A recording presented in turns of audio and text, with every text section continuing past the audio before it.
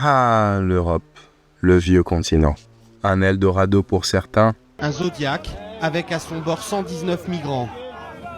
La plupart ne savent pas nager. Et une prison dorée pour d'autres. Une terre de culture et d'histoires inspirantes, mais aussi très souvent sanglantes. Un continent où tous ses habitants se déchiraient autrefois, mais qui a su s'unir en grande majorité sur des valeurs communes. Notre sujet du jour s'annonce palpitant, donc installe-toi confortablement et voyons ensemble les clichés sur les Européens.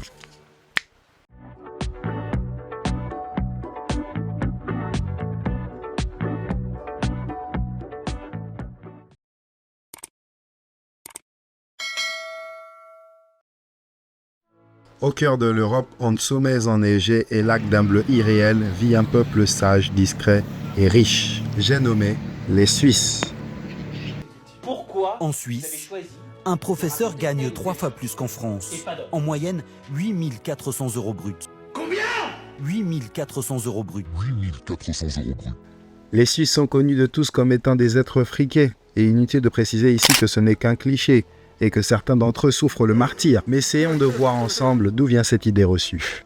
Les salaires, voilà, c'est simple, ce sont les plus élevés d'Europe dans le pays. Le salaire médian tourne autour des 6 600 francs suisses par mois, soit environ 6 800 €. Résultat, les salaires sont tellement alléchants que tout le monde rêve d'aller s'installer à la frontière. Chaque jour, ils sont des centaines de milliers à venir de France, d'Italie ou d'Allemagne pour bosser en Suisse. Qui est-ce qui veut aller travailler en Suisse parmi vous? Lorsqu'on se pose réellement sur le sujet, les frontaliers ils font un braquage de ouf. Ils vont récupérer les capitaux et viennent le dépenser dans leur pays où tout est à 2-3 fois moins cher. Sauf que tout ça, ça commence à agacer les Suisses. Bah oui, les loyers montent, la circulation explose et parfois on a l'impression que les villes frontalières deviennent des parkings géants. Certains affirment même que les frontaliers volent leur travail. Entre admiration et exaspération, la frontière c'est un peu comme une ligne de tension économique. Une autre raison qui nous pousse à croire que tous les Suisses ont de l'argent, c'est le soft power du pays. Quand on pense Suisse, on pense monde de luxe, chalet à la montagne, université prestigieuse. J'ai fait un petit séjour à Genève et là-bas je me sentais comme un clodo. J'avais l'impression que tout le monde était bien sapé. Ou bien peut-être que c'est moi qui étais juste un pouilleux. Je sais pas. Bref.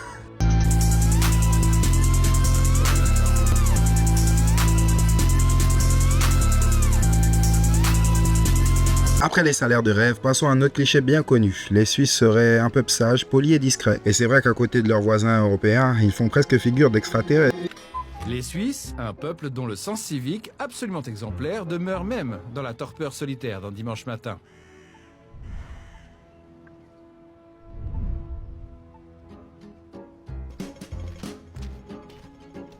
Bon dimanche. Pareillement.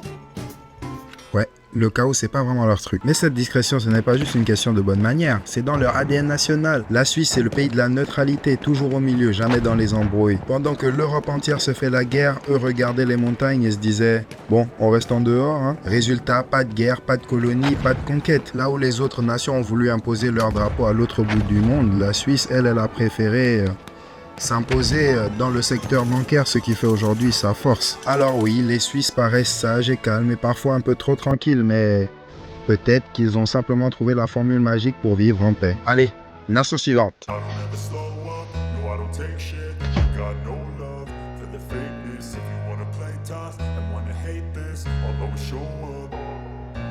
Avant de parler des clichés sur les Russes, une question. La Russie, c'est en Europe ou en Asie? Bah techniquement, 25% du pays est en Europe et 75% en Asie. Mais bon, plus de 80% des Russes vivent dans la partie européenne. Alors pour aujourd'hui, on va les ranger dans le côté de l'Europe. Premier cliché, les Russes seraient froids, fermés et presque inaccessibles. Pas de sourire, pas de blague, pas de ça va dans la rue. Et c'est vrai qu'à première vue, quand tu débarques à Moscou après avoir traîné à Rome ou à Barcelone, t'as l'impression d'avoir atterri sur une autre planète. Ici, le small talk n'a clairement pas survécu à l'hiver. Mais il faut essayer de comprendre parce que tout a un contexte. La Russie, c'est un pays immense, dur, avec des hivers qui ne pardonnent pas. Quand t'as grandi dans le froid et que t'as appris à marcher sur la glace et à vivre avec moins 30 degrés, t'as d'autres priorités que de parler de la météo avec ton voisin. Là-bas, la chaleur, elle vient du cœur et pas d'un sourire forcé. Le youtubeur L'Observateur a fait une comparaison très intéressante entre les Américains et les Russes, par exemple, pour expliquer ce phénomène. Les Américains seraient comme des pêches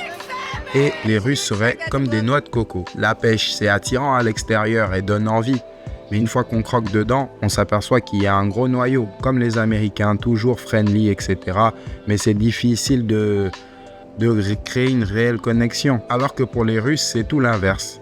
Ils sont très froids au premier abord, mais une fois que tu as bien fait connaissance avec eux, ils s'ouvrent comme une fleur. Les médias nous véhiculent aussi une certaine image des Russes. Dans les films américains, les Russes, c'est toujours la même recette. Accent menaçant, regard glacial, vodka à la main et un plan machiavélique derrière la tête. Que ce soit un espion, un hacker, un général du KGB, le Russe, c'est toujours le méchant froid et impassible. Résultat, dans l'imaginaire collectif, le Russe ne rit jamais, ne pleure jamais et ne sourit jamais.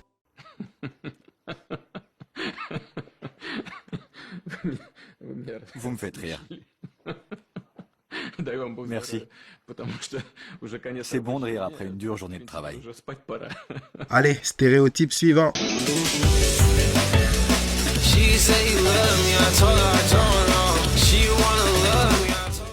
Parlons maintenant d'un cliché un peu plus sensible, celui qui dit que les femmes russes seraient vénales. En gros, qu'elles ne s'intéressent qu'à l'argent ou qu'au statut. Mais soyons honnêtes 2 secondes, la plupart des femmes sont comme ça, sous une certaine mesure bien sûr. Et j'irai même plus loin, je dirais que c'est une question humaine, parce qu'au fond de nous, beaucoup de gens, hommes ou femmes, recherchent la sécurité, la réussite, le confort. Et c'est ça que l'argent apporte justement, c'est la fonction principale de l'argent. Pour comprendre ce cliché, il faut d'abord comprendre la Russie. Oui, encore une fois, le pays est difficile à tous les niveaux. Le climat déjà, des hivers interminables, des températures extrêmes. Cela demande beaucoup de résistance. Et à cela s'ajoute une réalité économique souvent compliquée. Les écarts de richesse sont énormes, les opportunités souvent limitées et les protections sociales quasi inexistantes, surtout pour les femmes. De plus, la Russie reste un pays très traditionnel. Les rôles hommes-femmes y sont encore très marqués. On attend d'un homme qu'il soit fort, qu'il protège et qu'il subvienne aux besoins du foyer. Il n'y a clairement pas de 50-50. Et logiquement, une femme accorde plus de valeur à un partenaire capable d'assurer cette stabilité. Et contrairement à ce qu'on pourrait croire, ce rapport à l'argent n'est pas tabou en Russie. Il est même assumé. Ensuite, le cliché présenté des femmes russes, en général, il est assez vrai. C'est avec la femme russe. Est-ce qu'elle est froide? Pas tant que ça. Est-ce qu'elle est féminine? Oui. Est-ce qu'elle est belle? Oui. Elles savent se faire belle. Elles prennent soin d'elle. Elles s'habillent beaucoup mieux en général que les européennes. Est-ce qu'elles sont vénales? Comme toutes les femmes, toutes les femmes sont vénales. Je suis désolé les gars, ceux qui disent oui, les femmes russes sont vénales, autant que les françaises, sauf que les françaises, elles le cachent, tu vois, elles font ça en douce, alors que la russe, c'est dans ta gueule. Dans un pays où il n'y a pas d'État-providence, c'est souvent l'homme qui fait office de filet de sécurité. Les femmes russes, elles veulent le fric. Elles veulent le fric, l'argent, le pognon, comme vous voulez. La femme russe est là pour votre carte bleue. Alors déjà, je veux dire que tous les gens sur cette terre, que ce soit les hommes ou les femmes, adorent l'argent. Tous les gens aiment l'argent parce que l'argent nous apporte tout. Aujourd'hui, sans argent, vous pouvez rien faire. C'est comme ça que la société fonctionne. Plus on a de l'argent, plus la vie est confortable et facile. Et donc les femmes russes, soi-disant, ils sont intéressées par l'argent, mais n'importe quelle femme veut voir à ses côtés un homme qui réussit, un homme qui travaille, qui est travailleur, débrouillard, qui pourrait la mettre à l'abri dans n'importe quelle situation.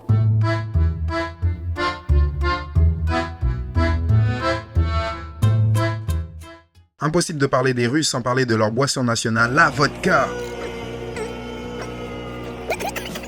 Dans l'imaginaire collectif, les Russes en boivent dès le petit déjeuner, dansent avec des ours et finissent la journée en chantant l'hymne national avec un verre à la main. Avant d'être un cliché, la vodka c'est d'abord une histoire. Son nom vient du mot russe voda qui veut dire eau. On attribue son invention au XIVe siècle à un moine nommé Isodore. Ce dernier aurait mis au point une première distillation dans un monastère près de Moscou. À l'époque, le breuvage n'était pas qu'un simple plaisir, c'était un médicament, un désinfectant et une solution miracle contre le froid. Quand il fait moins 30 degrés dehors, t'as 2 options. La doudoune ou le shot. Et comme la doudoune ne chauffe pas l'âme, les Russes ont choisi les deux. À l'époque, les tsars en ont même fait une affaire d'État. La production devenait un monopole national et l'argent de l'avocat finançait carrément le budget de l'Empire. Et forcément, au fil du temps, elle est devenue bien plus qu'un simple alcool. La vodka, c'est une institution, un symbole culturel, presque un rituel social. Voici pourquoi la vodka est si importante en Russie. Allez, pays suivant.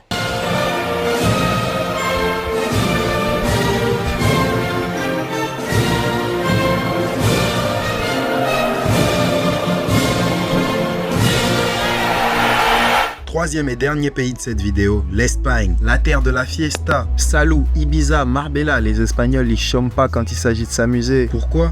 Premièrement parce que le climat est très propice pour cet exercice. En effet, le climat méditerranéen, c'est le soleil, la chaleur, les longues soirées, donc il fait bon profiter tard. En Espagne, le petit déjeuner peut commencer vers 14 h, le dîner souvent après 21 h ou 22 h et on ne sort pas avant tard dans la soirée. La culture y joue aussi pour beaucoup, les fêtes locales typiques ne manquent pas. Par exemple, est-ce que vous saviez saviez qu'il y a une grande bataille de tomates qui se passe dans le pays chaque année? Pourquoi ces Espagnols se jettent-ils des tomates dessus? Ça se passe à Bunol, au sud de l'Espagne. Et chaque année, le dernier mercredi du mois d'août, des milliers de personnes s'affrontent lors d'une énorme bataille de tomates. L'histoire remonte à 1945, quand des jeunes ont commencé une bagarre avec des tomates du marché. Et depuis, c'est devenu une fête officielle. Comme quoi, tout est bon pour créer une nouvelle fête chez eux. La fête est part d'une bagarre, les gars. C'est pas complètement fou, ça? Résultat, cette ambiance attire énormément de visiteurs. En 2023, l'Espagne a accueilli plus de 85 millions de touristes internationaux. Donc oui, les Espagnols aiment faire la fête. C'est un vrai art de vivre chez eux et ça leur réussit plutôt bien.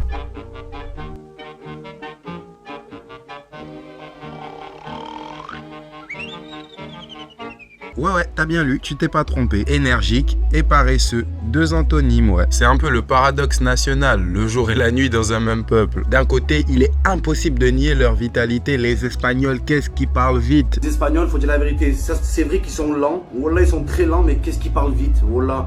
Qu'est-ce qu'ils parlent vite? La vie de ma mère, il y a une Kalachnikov dans leur bouche. Ils sont là. Hola, ¿qué tal, señor? Cabroncito, de polos hermanos, de mamacita, de cabron, de benga, benga, hijo, de playa, de... Wesh, qu'est-ce que t'as? Qu'est-ce que t'as, mon pote? Bande asthmatique, va. Oula! C'est incroyable comment ils parlent vite, les amis. J'ai jamais vu ça. À côté d'eux, moi, je suis en 0,25, quoi. L'Espagne, c'est une culture, une grande culture de la danse et de grands gestes pour s'exprimer. D'où leur vivacité. Mais de l'autre côté, ils sont souvent perçus comme lents. J'ai fait les vendanges, par exemple. Et les patrons disaient clairement que les Espagnols, c'était pas trop leur truc. Et qu'ils étaient un petit peu lents. Attrapés par la veste, les Espagnols. Hein. C'est pas moi qui dis, ce sont les patrons des vendanges. Après, il y a un truc qui est choquant, c'est les Espagnols. Qu'est-ce qu'ils sont lents? Wallah, ils sont encore plus lents que Valère Germain. C'est incroyable, des petites tortues. Oh, ces fils de sieste. Ils sont tout le temps au ralenti, tout le temps fatigués. Ils commencent le travail à 11h du matin. Après, de midi à 18h, ils font une sieste. Ils travaillent 2 heures. Wallah, ils font que dormir. Comme Mohamed Eni le dit, en Espagne, ils font la sieste. J'y suis allé quelques années en arrière et il y avait des magasins qui étaient fermés l'après-midi. Je comprenais pas et tout. Je me disais, mais comment? Enfin, c'est un gros manque à gagner et tout. Mais ils ont la vision, ces Espagnols. Tous les pays devraient faire ça. Bon, après, ils quittent le travail un peu plus tard. Mais bon, on peut pas avoir le beurre et l'argent du beurre. Cette tradition s'est ancrée dans les mœurs dues aux fortes chaleurs espagnoles. C'est fou comment on peut expliquer beaucoup de choses par le climat et l'environnement en général. C'est sur ce beau constat que la vidéo prend fin, les amis. En tout cas, n'hésite pas à t'abonner et à rejoindre l'équipage. Dis-moi aussi ce que tu as pensé de la vidéo en commentaire. Moi, mon but, c'est que tu apprennes quelque chose. Donc, si tu as appris quelque chose dans la vidéo, j'aurai réussi ma mission. Sur ce, moi, je te dis, prends soin de toi et à la prochaine pour la partie 2.